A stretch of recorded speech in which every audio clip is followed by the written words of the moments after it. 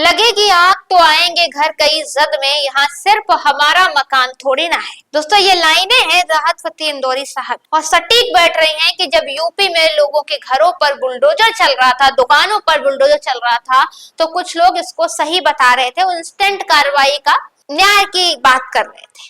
लेकिन अब बनारस की दाल मंडी जो कि 300 साल पुरानी है, किसी के दुकान है, किसी के मकान है, पूरी जिंदगी की पाई पाई जुटाकर एक व्यक्ति अपने लिए छत बना पाता, और यह जिसने नहीं बना पाया तो अपने पिताजी के द्वारा बनाए गए मकान पे बच्चे उसी घर में रह, इस दाल मंडी को उजाड़ दिया। 187 घरों को चिन्हित किया गया है बुलडोजर चलाने के लिए, जिसमें 29 घरों को चला भी दिया गया। हथौड़े चढ़े, बुलडोजर चढ़े, और लोग पूछ रहे हैं प्रशासन से कि साहब हमारा गुनाह क्या है, ऐसी कौन सी गलती की सजा मिल रही है जो सरकार हमारी रोजी रोटी पर ही लात मांग रही है।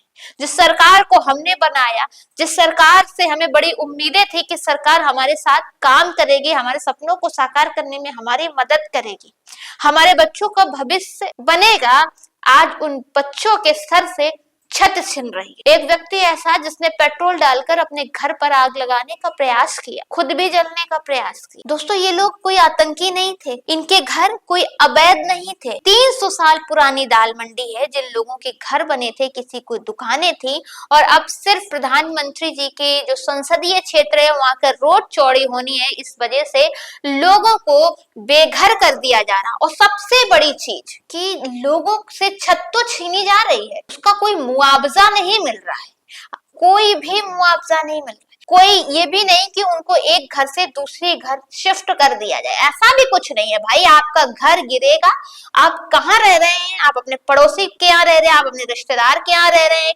कहाँ रह रहे हैं, ये आपकी समस्या है। जरा सोचिए उन लोगों के ऊपर क्या बीत रही है। दाल मंडी ध्वस्त कर दी गई है, लोग पूछ रहे हैं गुनाह क्या है।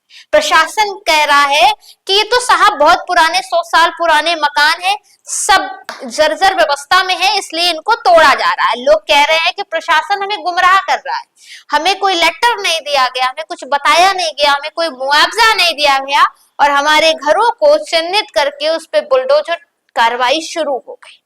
दोस्तों क्या ऐसे लोगों के सपनों का घर उजाड़ कर एक सड़क बनाना कहाँ तक सही है? जब अयोध्या में लोगों के घरों को तोड़ा गया तो कम मुआवजा दिया गया, जिस वजह से लोगों की सबसे बड़ी समस्या थी कि अयोध्या में हमारी जमीन ले ली गई, हमें मुआवजा नहीं दिया गया। और बनारस में तो अति हो गई, मतलब आपने लोगों को बेघर भी कर दिया है और उनको मुआवजे के नाम पर 10 रुपए भी नहीं दिए, और ऊपर से प्रशासन कह रहा है कि 100 साल पुराने जर्जर मकान थे इसलिए तोड़े गए। तो सोचिए जरा, पहले लोग बुलडोजर की कार्रवाई पर खुश होते थे, जो लोग खुश होते थे ना, वो देखिए कि उत्तर प्रदेश में कैसे बुलडोजर कर बेगुनाह लोगों के घरों पर बुलडोजर चल रहा है। इस वीडियो में हमारे साथ इतना ही, तब तक के लिए चैनल को सब्सक्राइब कीजिए, लाइक कीजिए और शेयर कीजिए। नैन्सी पूछेगी फेसबुक पेज 2.0 के साथ जरूर जुड़िए।